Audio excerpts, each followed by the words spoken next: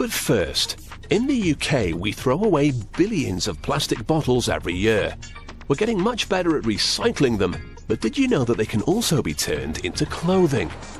This amazing process starts here at the Bottle Recycling Centre. The first stage is shredding. When you throw away your bottle, you often leave a small amount of drink inside. Shredding all the bottles releases the unwanted liquid so it doesn't affect the quality of the plastic. The shredded bottles are then wrapped in cellophane and boxed up ready to be shipped around the world. It may be rubbish to us, but to the Chinese textile industry, this plastic waste is a valuable commodity. Recycled bottles arrive from all over the world to feed the busy clothing industry. Sorting separates the clear plastic from the colored stuff.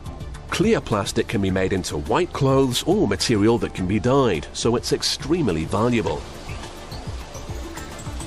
Most clear plastic bottles have colored lids and stickers on them, but these have got to go, so the bottles head for the baths. The colored caps are made of a different plastic which floats. A worker can then strain them off the top.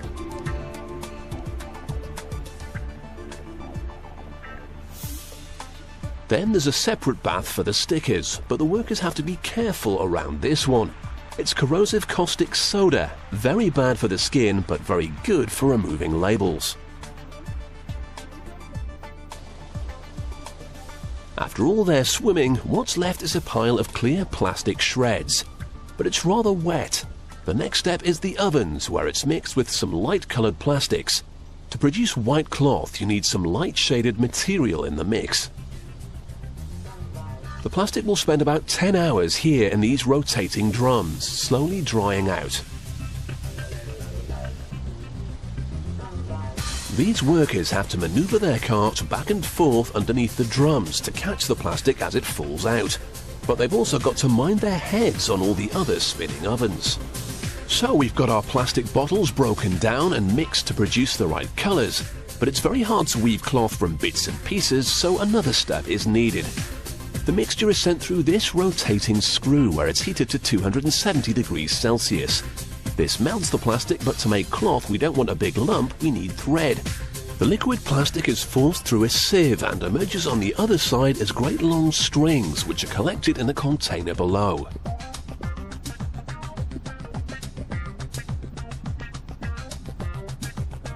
We've now got thread, but it isn't strong enough to make cloth yet. First it must be combined and stretched several times while being heated. This will bond the fibers together. Now, it's taken ages to produce this material, but the next part of the process is to tear it apart again. The fluff that emerges is the raw substance you need to make polyester. However, that takes place in another factory altogether, so the workers here bale it up and send it on. It looks like cotton wool, but it's an entirely man-made substance created from your old bottles. This machine scrapes it all onto a very rough cloth which is loaded here, ready to be carded. Carding is where the bonded fibers are brushed together so they all lie in a similar direction, which strengthens the material. The sheet of polyester felt that emerges is now ready to be turned into thread. These machines will tease it out. They spin off mile after mile of pure polyester, which is collected on these bobbins. And finally, we reach the point where your old plastic bottles become cloth. Like a spider at the center of its web, the loom draws in thousands of threads and weaves a new sheet of polyester. To give it a smoother feel, there are still two more processes to go through. The first is very delicate. This machine creates tiny loops on its surface. The second stage is the opposite. Using a series of tough steel brushes, these spinning rollers catch and tear all the carefully made loops. The shredded surface helps give the material a soft, furry feel, making it far more comfortable to the touch. So we've turned our recycled bottles into polyester at last. Now it's time to make some clothes.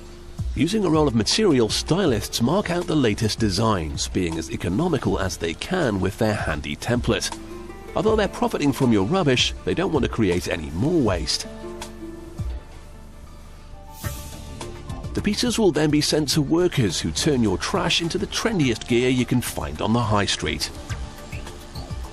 So what started out as your rubbish was carefully sorted, then shredded and turned into cloth. That cloth was shredded into fluff, spun into thread and turned into fashion, from plastic bottles to polyester clothing.